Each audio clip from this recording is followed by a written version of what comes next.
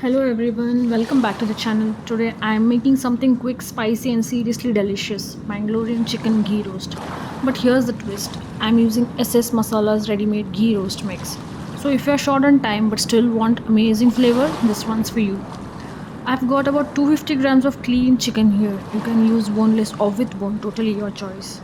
Now instead of mixing 10 different spices, I'm going to straightly mix it with lime juice, curd and turmeric powder. Let it marinate for about 15 to 20 minutes. Or overnight if you're super organized, which I usually am not. Now in a hot pan, I'm adding 2 tablespoons of ghee. And yes, ghee is the star here. That rich nutty flavor is what gives this dish its name.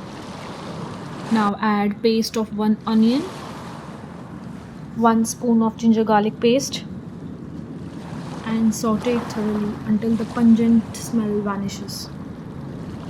This chicken was plain and boring. I did not feel like chopping or mixing 100 of spices. Okay, the secret ingredient to this is, you can say, a pinch of jaggery. Chicken ghee roast has become a festival dish in my home. The first time I tried it, it was at a small restaurant in Mangalore, and honestly, I was blown away.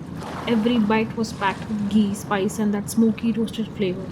I tried recreating it at home so many times, but it never felt quite right until I found the SS Masala ghee roast mix.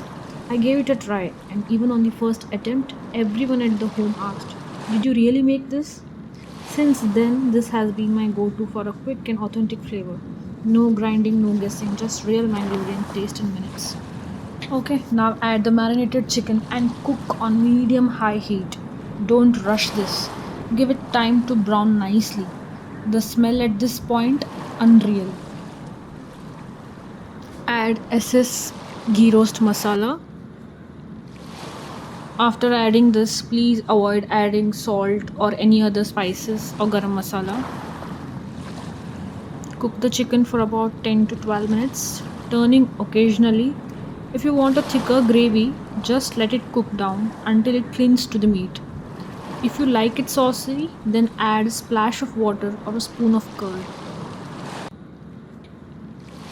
You can finish it with a few curry leaves for the extra aroma. It's totally optional. I've avoided it here, but highly recommend.